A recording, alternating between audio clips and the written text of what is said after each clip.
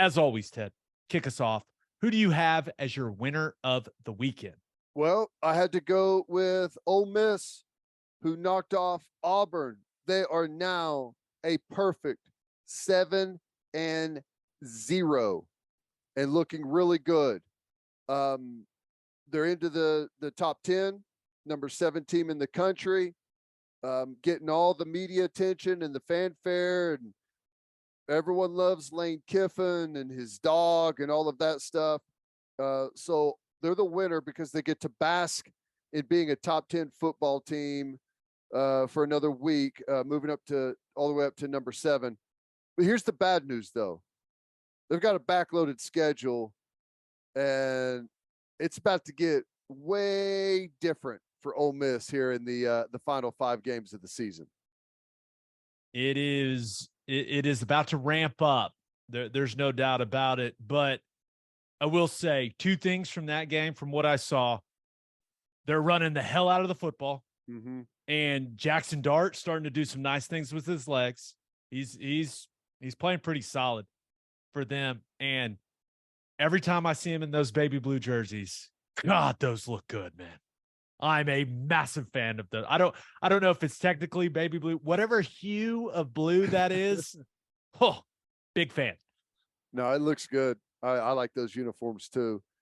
And hey, they've earned their place. They knocked off a top 10 Kentucky earlier, but it's been a fairly light schedule. Other than that, they're about to go at LSU, at Texas A&M, Alabama, at Arkansas, Mississippi State. It's going to be a brutal 5-game run here to end the year, and I don't know. I think it would be it would be like incredible for them if they finish the season with 2 losses. So 3 of the next 4 on the road. Yep. And the 1 home games against Bama. Yep. Yeah, I'd say the schedule's ramping up. And I think LSU's an improving football team. They're getting better. Daniels he's found something, man. Yeah, playing much better. Texas A&M, we just saw them take Bama to the wire on the road. You never know really what you're going to get from them a week in, week out, but they're tough. And then Alabama, they're going to be gearing up to finish this season really hard now that they've taken that 1 loss. And at Arkansas, I guess KJ Jefferson is a little bit banged up right now, but by that time he'll most likely be back and ready to go. Mississippi State is no pushover. They're tough too. So going to be tough. Yeah, but college football's more entertaining when Lane Kiffin's team is good. There's no doubt about that. There will be content. All right, who do you have as your loser of the weekend? Yet another amazing, really good college football game. I got to go with Iowa State. Oh, they got Texas on the ropes. They got them beat. You got like 2.5 minutes left. They're down, driving to take the lead from their right at the 50-yard line. A deep ball to Xavier Hutchinson, who is wide open, hits him in stride, and he drops it. Easy touchdown. Now, do they hold Texas off to get the win? I don't know, but they definitely would have had the lead with 2.5 to play at home. It was really painful to watch because Xavier Hutchinson has been undoubtedly the best player for that football team. He's got like 35 catches more than the second place guy in the Big 12 right now. He's been great. And it wasn't a great throw from Deckers, right? He underthrew it, but underthrew him a little bit. Then that's hard when you're that open. Still, that's just a catch that guy makes. And you could just see the heartbreak, like he's laying on the ground. And that being said, they still, drive it down there. And what? Deckers fumbled. That fumble was on first down, wasn't it?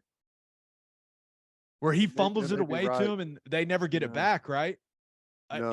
I'm pretty sure it was 1st and 10 from like the Texas 32 because he drops it. The drive still keeps going.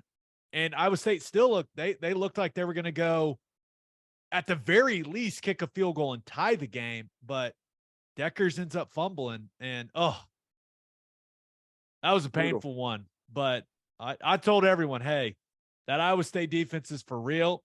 Texas is not going to have a fun time playing them, and that Iowa State defense did their thing, man. Yeah, let's see. The fumble occurred at the Texas 32-yard line on 1st and 10. Oh, brutal. Yep. So, I mean, it 2 looked minutes to looked play. like at the very least they were going to go tie the game. Yeah. But man, Now, was that the play? Was that the play that everyone wanted targeting on? yeah, I was confused by that. I didn't. Did you? Did you think that was targeting? I was confused. I No. didn't understand. Not targeting at all. Okay. In my opinion. I mean, he's a runner. He's not a defenseless player. He's not a quarterback. I thought it was a tough physical shot on a right. I don't know. But you know what side I'm always going to be on whenever it comes to those. We had a Matt Campbell moment though, right? Yeah, we did. Yeah, we did. I'll say this. Deckers, that fumble, whether you think it was targeting or not, that dude got lit up on that hit. That was brutal. Oof. Some quarterbacks that, hey man, and I know they do a really good job protecting them, but buddy, as a quarterback, and I know everyone wants to have a running quarterback and it's a big dangerous weapon, but you're entering a different game that everyone else plays whenever you take off with that football. So keep your head on a swivel. Yeah. All right, let's get to my winner and loser. But first, First Fidelity Bank is a full-service financial institution based in Oklahoma with tailored solutions for all your personal and business needs. Checking accounts, saving accounts, home loans, and much more. They do it all. Whether it's online banking from your computer or mobile banking from your phone, everything is stress-free with FFB. Making mobile deposits, paying bills online, and moving money to different accounts could not be easier. First Fidelity Bank provides free ATMs worldwide, making banking convenient wherever you are. They also give back to the community. FFB donates a total of more than $500,000 to local charities and educational foundations. Make your life easier and go bank with First Fidelity Bank. Visit ffb.com for more information. And if you're a whiskey or bourbon drinker, stop what you're doing, head to your favorite liquor store and buy some Balcones products. You got to grab some of Balcones Lineage single malt whiskey. It was voted one of the top 20 whiskeys in the world by Whiskey Advocate, and you'll be shocked by how affordable it is. Also, you got to snag some of Balcones Baby Blue Corn whiskey. It's made from blue corn. That's the fancy corn. And that is why it has won more than 25 awards. Last but certainly not least, you got to buy some of Balcones Pot Still Bourbon. Its big flavors make it the perfect bourbon to drink year round. Remember in 2012, Balcones Single Malt won the Best in Glass competition, beating brands like Johnny Walker and Macallan. This stuff is the real deal, people. If you love great whiskey and bourbon at a great price, then Balcones products are the only way to go. The whiskey may be made in Texas, but the owners are from Oklahoma. To find a liquor store that has it, visit balconesdistilling.com. All right, for my winner of the weekend, I thought about going with Syracuse. 6-0, man. Smacked NC State. Now, NC State didn't have Devin Leary. He's going to be done for the year, which is a bummer with the Peck, but it was not the prettiest football game, but watched quite a bit of it. Never felt in doubt for the Syracuse Orange. They stormed the field like it was an awesome scene. I don't know what they call the Carrier Dome now. It's something different, but I'm still going to call it the Carrier Dome. It was great. It was like Syracuse football. They got some juice back, man. Yeah. Now Syracuse is another. I feel like they're in the similar boat as Ole Miss. They've had a fairly easy schedule and they're backloaded big time. So it's about to get tough. But hey, what did they move up to?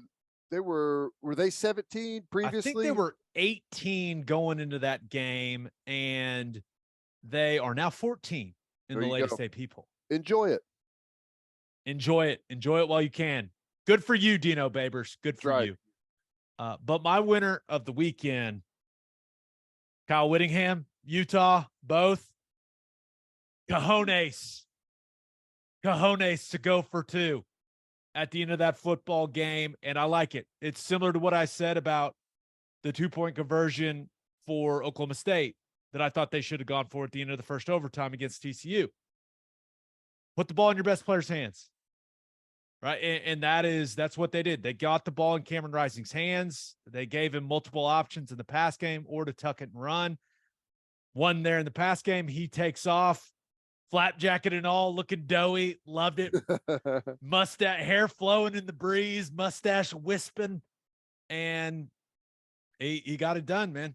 And that was after they basically just go, QB power, student body left to score the touchdown on that 4th down play. And I love the call by Whittingham. I love that Cam Rising continues to be a deceptively good runner for how he looks, and he wins the game on a 2-point conversion. And that was an awesome game. And really it came down to USC's defense. They could just not get off the field, especially in the second half. Utah, 10 for 16 on 3rd and 4th down. It was a struggle for that defense who done some really, really good stuff up to that point to get off the field.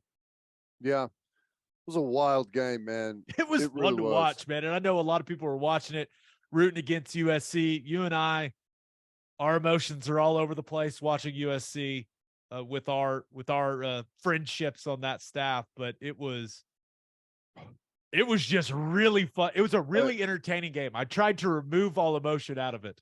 I'll tell you this. Caleb Williams made some throws in that game. Dude, what are they doing? Why are there so many unblocked guys running at him all the time? What is happening? I don't know. There were some plays. It looked like a video game. He's running around and it was, you know what it looked like? It reminded me you remember some of like the Johnny Manziel highlights the year he won the Heisman? Yeah. He was doing some Johnny football stuff, just like running around, spinning in circles, and like he'd come out and then fling it downfield. It was amazing to watch. He threw that one. I think it may have been Mario Williams that caught it, but he threw him open, and it was just like, wow, where did that come from? He did some incredible things. I did think, and we'll see. I haven't heard any update on Jordan Addison. Didn't look good. Him going down for them was a big blow in that game for USC.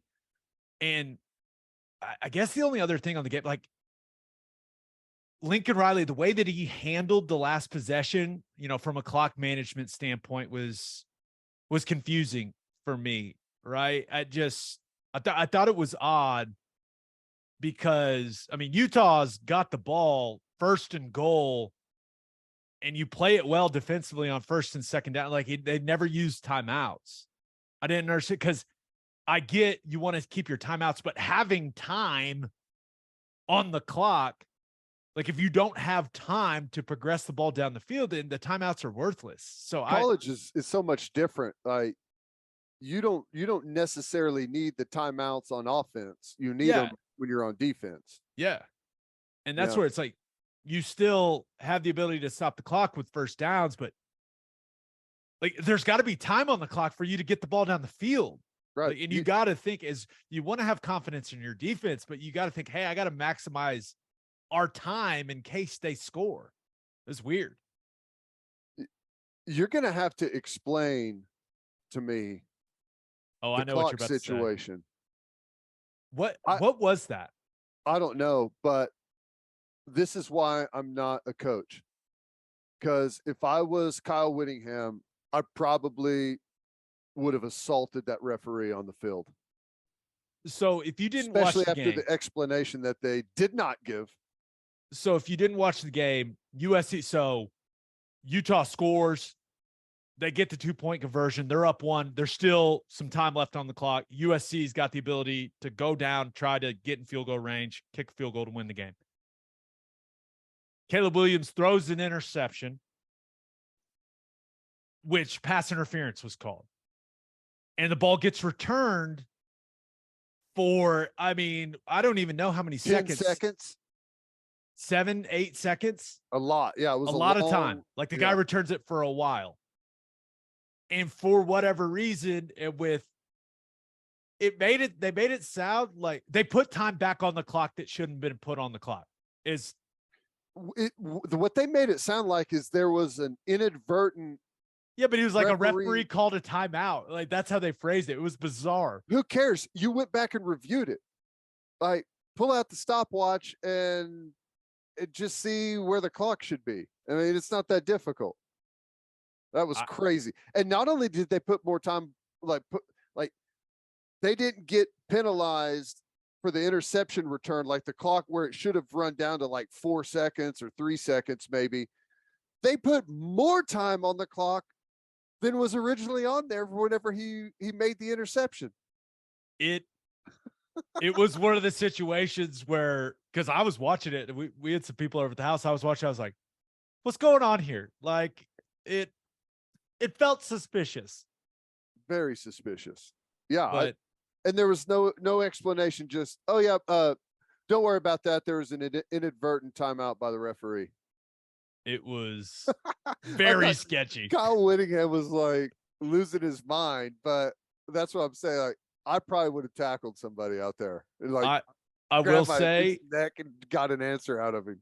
I will say in that situation now, like with pass interference only being a 15-yard penalty in college, if you've got a situation like that where a team's only got time for like 2 more plays, tackle their wide receiver and pick it off and run around. Waste time on the clock. It's what Bill Belichick would do. Yeah, run around, and then right before you get tackled, punt the ball straight up in the air. Yeah. Like, oh, one untimed out. Okay, cool. I don't know. It's just something crossed my mind. All right, for my loser of the weekend, thought about going with the Atlanta Braves. Down go the defending champs. Oh, wow.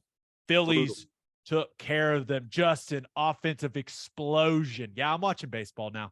Just an offensive explosion for the Phillies in game 3 and game 4. I believe outscored the Braves 17-4 in those two. And every time I was watching those get, like, that crowd in Philadelphia looked nuts, man. Yeah. That place was going insane.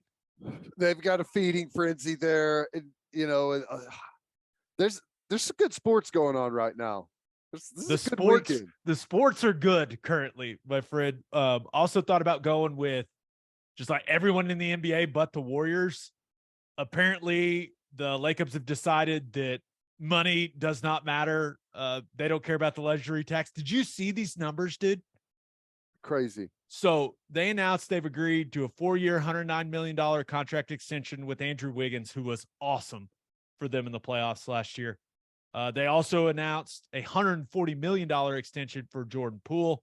That's so he doesn't sue him for getting assaulted on their facility grounds. But the payroll and luxury tax for next season, right, with how everything lines up right now for the Golden State Warriors, $483 million.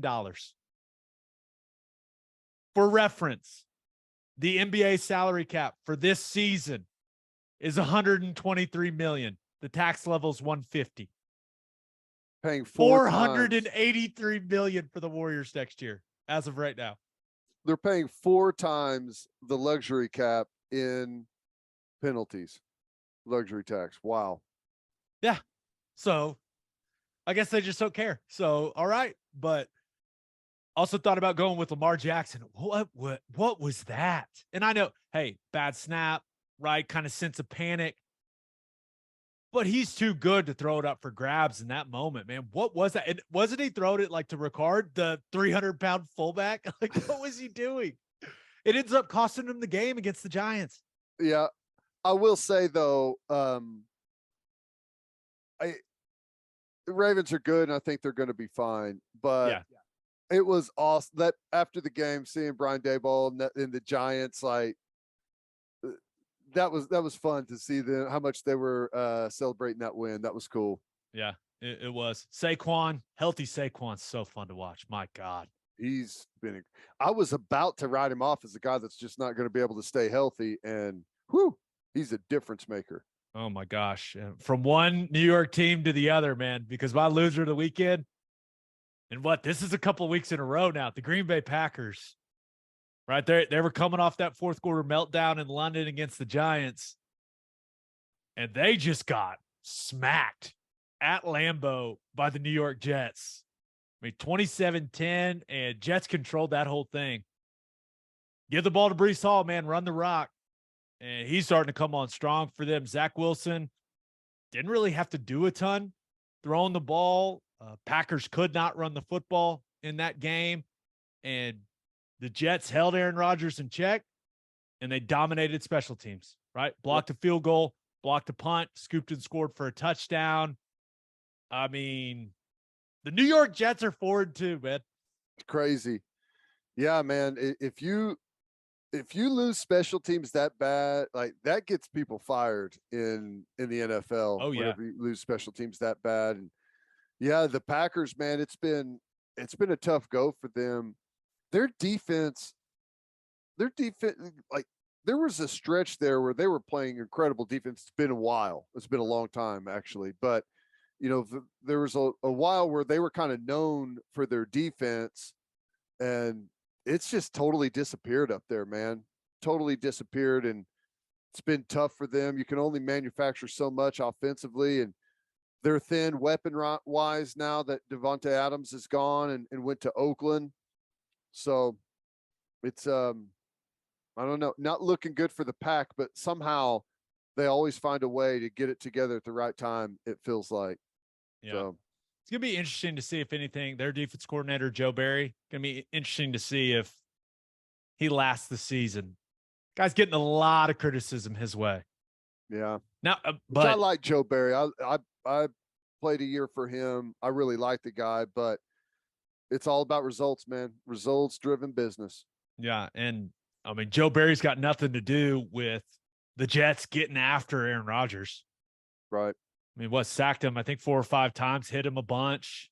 I mean, it was Sauce Gardner ends up walking off the field wearing one of those Packers cheese heads. I saw that. It was awesome. Did you see Lazard? Remember, Lazard was a stud at Iowa State, and he's kind of become Rodgers' go-to guy. Xavier Hutchinson is like Lazard 2.0. It's like the same guy. Yeah. Big 6'6" wide receiver. Yeah. But yeah, so Packers struggling, and Jets and Giants, man, they got it rolling. Kind of a little more life there in the New York football scene. It's kind of fun. Hey, I'll just tell you right now, thank God for the DVR, because I'm getting text messages about Josh Allen in this Chiefs Bills game. So I think this weekend of football isn't over yet. Yes. 10-10 at halftime. It's like 0-0, baby. We haven't missed anything. That's it. Let's go. If the second half of that game is anything like last year's playoff game, we're in store for plenty. Yeah. We'll talk about it on Wednesday.